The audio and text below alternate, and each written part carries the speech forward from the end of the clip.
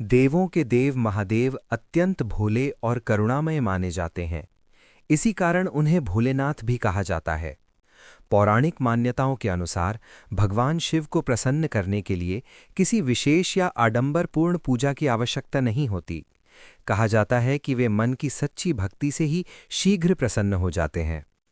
विशेष रूप से सावन मास के सोमवार को किया गया व्रत और कथा श्रवण भगवान शिव की विशेष कृपा प्रदान करता है। किसी नगर में एक अत्यंत धनी साहूकार रहता था।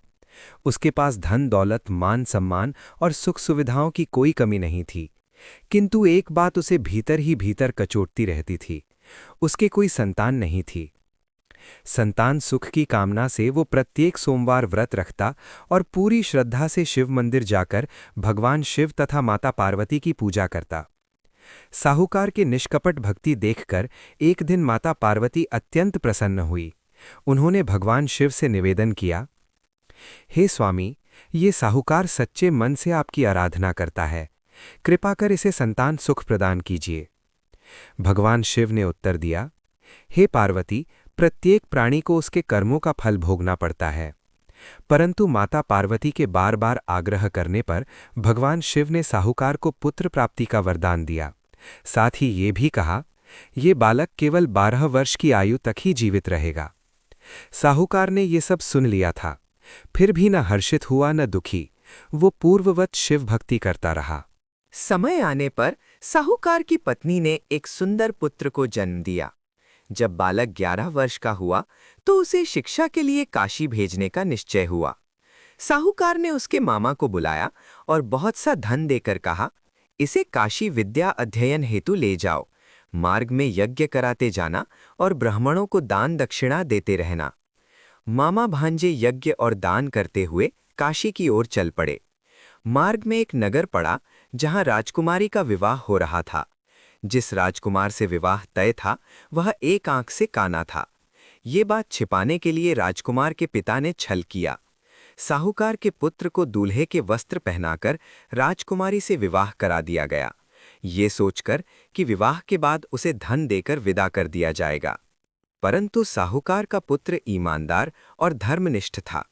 उसने अवसर पाकर राजकुमारी की चुनरी पर लिख दिया, विवाह मुझसे हुआ है, परंतु जिसे तुम्हारे साथ भेजा जाएगा वह काना है। मैं काशी पढ़ने जा रहा हूँ। राजकुमारी ने ये सत्य अपने माता पिता को बताया। राजा ने पुत्री की विदाई रोक दी और बारात लौट गई। काशी पहुंचकर मामा भांजे ने यज्ञ किया। जिस दिन बालक 12 वर्ष का हुआ उसी दिन यज्ञ चल रहा था। बालक ने कहा, मामा, मेरी तबीयत ठीक नहीं है। कुछ ही देर में शिवजी के वरदानानुसार बालक के प्राण निकल गए।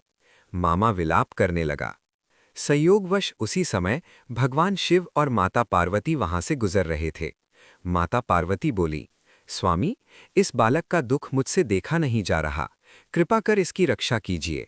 भगवान शिव बोले, ये वही बालक है जिसकी आयु मैंने 12 वर्ष निश्चित की थी। परंतु माता पार्वती करुणा से भर उठीं।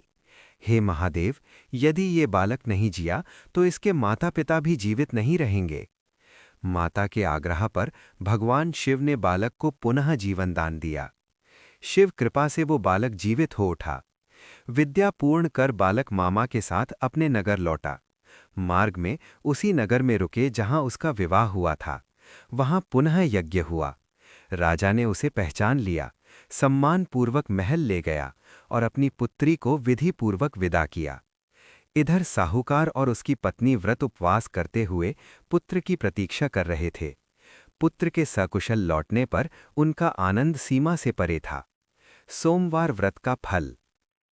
उसी रात भगवान शिव ने साहूकार को स्वप्न में दर्शन देकर कहा, हे श्रेष्ठी, तेरे सोमवार व्रत, भक्ति और कथा श्रवण से प्रसन्न होकर मैंने तेरे पुत्र को दीर्घायु प्रदान की है।